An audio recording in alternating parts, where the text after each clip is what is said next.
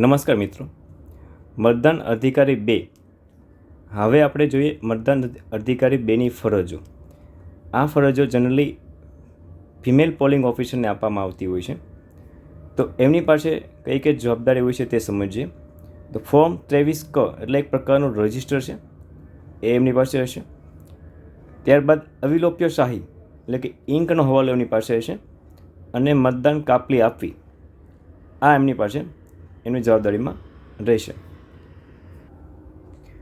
હવે આપણે નમૂનો 23 એટલે કે મતદાર રજિસ્ટરમાં કઈ કઈ માહિતી ભરવાની છે અને કેવી રીતે ભરવાની છે તે સમજીએ.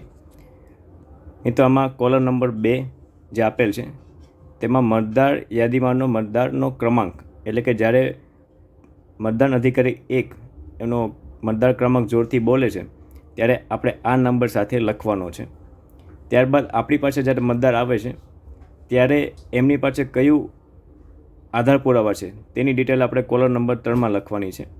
જો એપિક કાર્ડથી એ વોટિંગ આપે છે તો ફક્ત એપિક લખવાનું છે, પરંતુ એપિક સિવાય કોઈ પણ અન્ય પુરાવા છે જેમ કે પાસપોર્ટ, ડ્રાઇવિંગ લાઇસન્સ, તો એના લાસ્ટ 4 ડિજિટ આપણે મેન્શન કરવાના છે. ત્યારબાદ કોલમ નંબર 4ની અંદર એમની સિગ્નેચર લેવાની છે અથવા તો થંબ લઈ શકો છો. અને કોલમ નંબર 5ની અંદર વિશેષ નોંધ એટલે કે અહીંયા જે પણ અન્ય નોંધ છે એ આપણે અહીંયા કરવાની છે, જેમ કે એસડી મતદાર હોય તો, અથવા આપણે મત આપવાનો ઇનકાર્ડ કરેલો હોય, અથવા તો ટેસ્ટ વોટ, ટેન્ડર વોટ કે તકરારી મત, આ બધી નોંધ અહીંયા આવશે. તો આવી રીતે આપણે 23 એટલે કે મતદારનું રજિસ્ટર છે એ ફિલઅપ કરવાનું રહેશે. ત્યારબાદ ડાબા હાથની પ્રથમ આંગળીમાં આપણે આ રીતે ઇંક લગાવવાની છે. ફર્સ્ટ જોઈન છે ત્યાંથી લઈને નખ સુધી, અને એકદમ વર્ટિકલ લાઇન થવી જોઈએ. આ પ્રમાણે આપણે ઇંક લગાવીશું. અને ત્યારબાદ તમારે એ મતદારને એક મતદારની કાપલી આપવાની છે, જેની અંદર મતદારનો ક્રમાંક, મતદાર યાદીના મતદારનો ક્રમાંક, આ બધી વસ્તુ તમારે લખવાની થશે. અને ત્યારબાદ અહીંયા જે મતદાન અધિકારીની સાઇન છે, સિગ્નેચર છે, એડવાન્સમાં આપણે કરી રાખવાની છે. અને આ કાપલી આપણે મતદાર આવે છે એને આપવાની.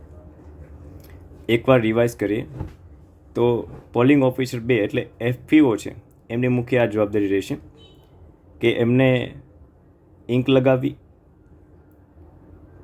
23 રજિસ્ટરમાં એન્ટ્રી કરવી અને વોટર સ્લિપ આપવી.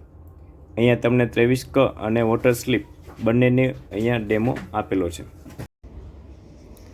આ સાથે મતદાન અધિકારી 2 એ પણ રેકોર્ડ રાખવાનો હોય છે કે કેટલા મતદારે એપિક કાર્ડથી વોટિંગ આપ્યું છે, કેટલા મતદાર એવા છે જેમને આધાર કાર્ડનો ઉપયોગ કર્યો છે, એટલે કે જુદા જુદા આઈડી પ્રૂફથી કેટલા મતદારોએ મતદાન કર્યું છે તે રેકોર્ડ પણ મતદાન અધિકારી 2 મેન્ટેન કરવાનો હોય છે.